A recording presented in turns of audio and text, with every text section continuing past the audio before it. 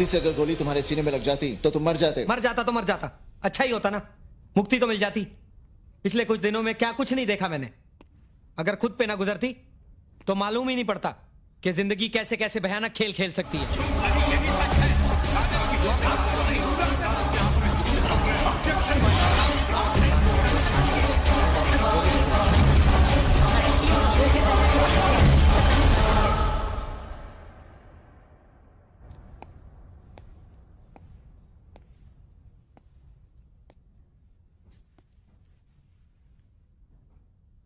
रोहन, तुम्हारे साथ जो भी गलत हुआ है उसे ठीक करने का तरीका वो नहीं जो तुम देख रहे हो।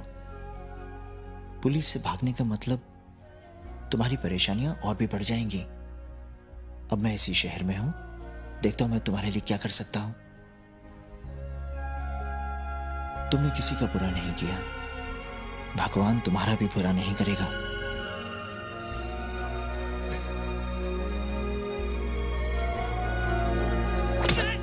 क्या कर रहा था इधर? सिगरेट सिगरेट पी रहा? बोल, सिगरेट पी रहा? साला दारू पी के यार लड़कियां छेड़ता है। तेरे हाथ पैर तोड़ डालूंगा साले। रोज रोज का तमाशा बना रखा है यहाँ पे। क्या कर रहा था यहाँ पे? बोल। छोड़ो इसे। सर ये सड़क पे दारू पी के लड़कियां छेड़ रहा था। मगर इस तरह ऐसे सड़क पर पीटने का क्या मतलब है? हवलदार जी साहब। ले जाओ इसे। चले। सर ऐसे लोगों को तो सच दे, आइंदा सड़क पर ऐसा तमाशा मत करना। वैसे भी हमारी इमेज इतनी खराब है। तुम्हें अपनी ड्यूटी। सर अपनी ड्यूटी ही तो नहीं समझ पा रहा हूं मैं। यहाँ क्या करना है क्या नहीं करना इस पर अपना कोई बस ही नहीं। यहाँ कभी भी कोई भी ऑर्डर पकड़ा दिया जाता है। एक एक्सटॉर्शन केस पर मैं काम कर रहा था, अचानक मुझसे फाइल ले ली गई और मुझे कहीं और भेज दिया गया। सर अभी पिछले दिनों मुझे रोहन पोद्दार केस में लगाया गया था। वहां मुझे कुछ चीजें गलत लगी, मैंने रिएक्ट किया। नतीजा चड्ढा साहब ने उठा के मेरा ट्रांसफर कर दिया।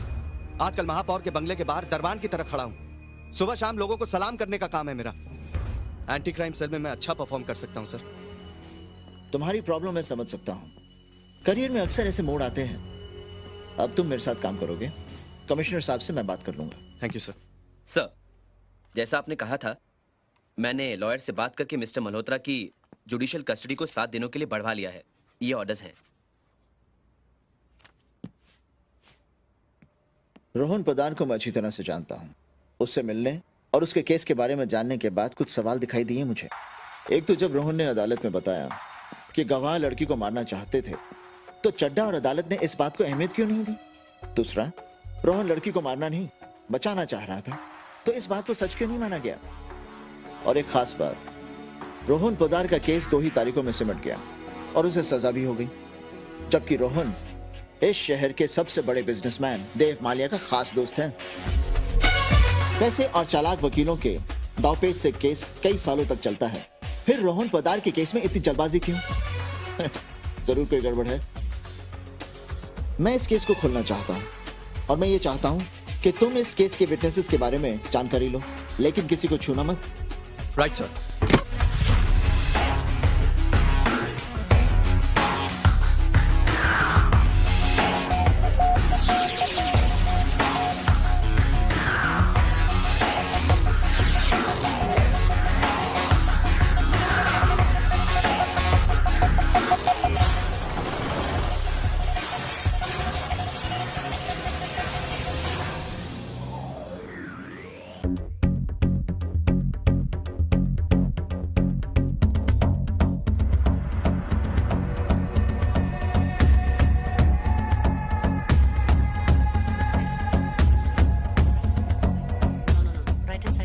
Excuse me. Yeah.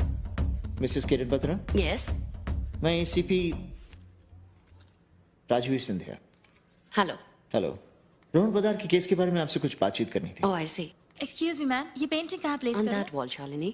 Okay. आप आराम से अपना काम कर लीजिए, मैं थोड़ी देर इंतजार कर लेता हूँ। That won't be necessary. Please come with me. आपकी शॉप वाकई बहुत खूबसूरत है। Thank you. ये क्या चीज है? ये फेंग शुई की चीज है। बहुत खूबसूरत है। इसका क्या इफेक्ट है? अगर आप कोई नया काम शुरू कर रहे हैं तो इसे अपने राइट जेब में रखिए। काम आसान भी हो जाएगा और रास्ते भी खुल जाएंगे। तब तो इसे मैं अपने पास ही रख लेता हूँ। आप इसका बिल बना दीजिए और हाँ, सांझ को भी बुला लीजिए। आप दोनों से ही बातचीत हो जाएगी। सांझ बेटा, जी। सांझ बेटा, ये हैं ACP Scindia, Good Hello. afternoon. मेरी बेटी सांझ। आइए बैठिए।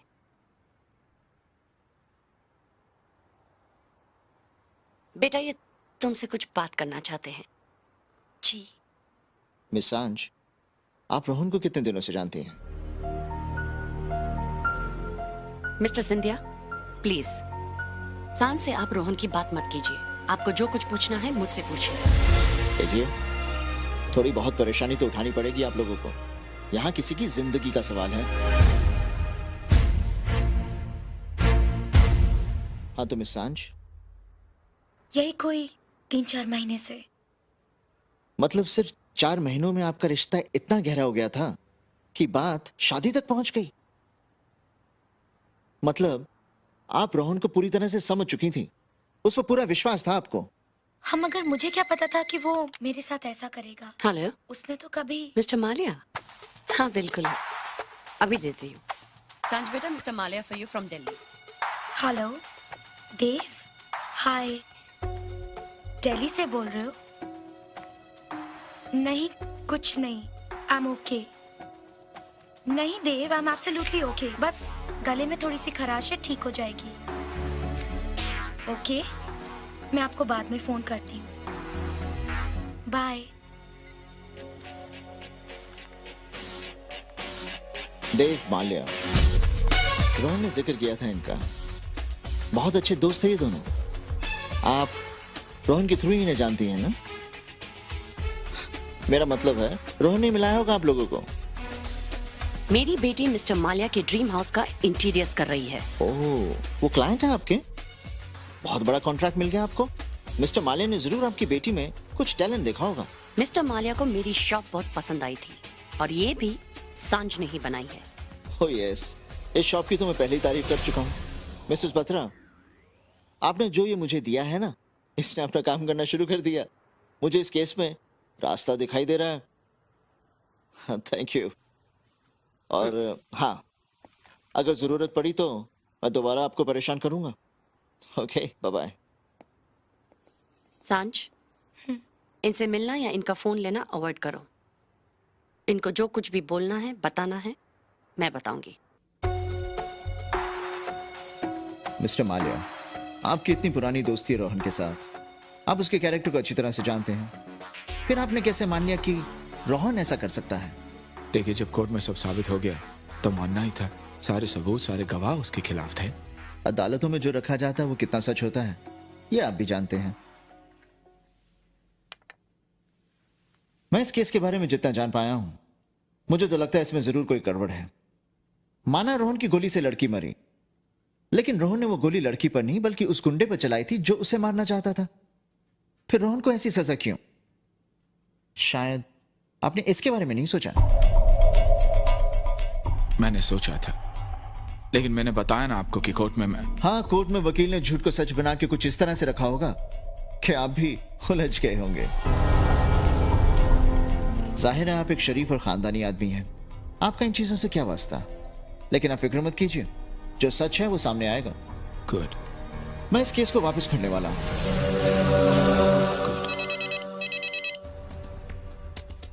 मिस्टर माल्या, क्या? आपका phone. Sorry, thanks.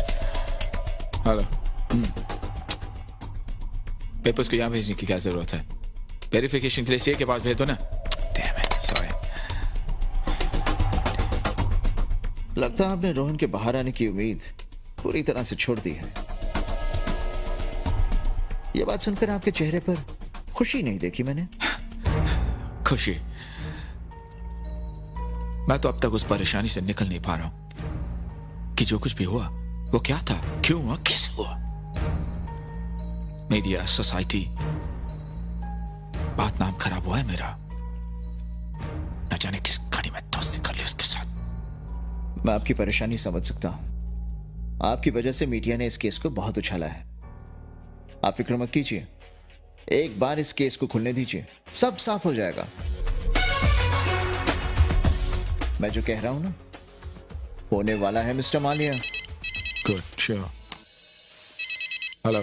Mister Mallya, आपका नहीं, माय फोन। हेलो। ठीक है, तो हम हेडक्वार्टर्स पहुंचकर कमिश्नर साहब से मेरी बात करवाओ। Okay? Excuse me sir. Sir ये दिनार इंटीरियर्स का एक चेक रह गया।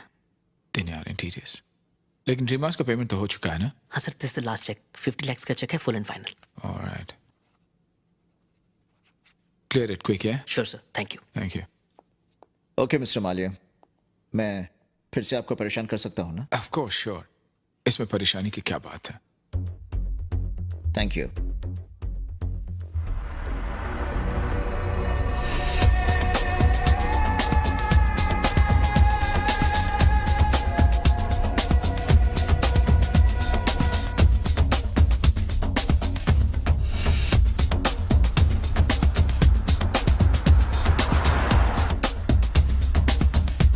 मेरी बेटी मिस्टर माल्या के ड्रीम हाउस का इंटीरियर्स कर रही है।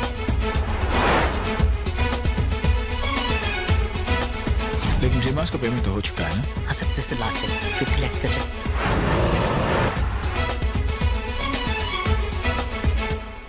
हाँ जी माल्या साहब, ओ तुसी बिल्कुल फिक्र ना करो माल्या साहब, ओ इस केस में अब कुछ नहीं होने वाला। खुशवंत, वो जिस तरह से बात कर रहा था ना, मुझे ये अफसर कुछ अलग ही लग रहा है। ओ सिंधिया, तो क्या किसी के पास ऐसी दवाई नहीं है जो मरे हुए को जिंदा करके बैठा दे, और फिर ये तो दफन हो चुका। ऐ छेड़ा, चुप।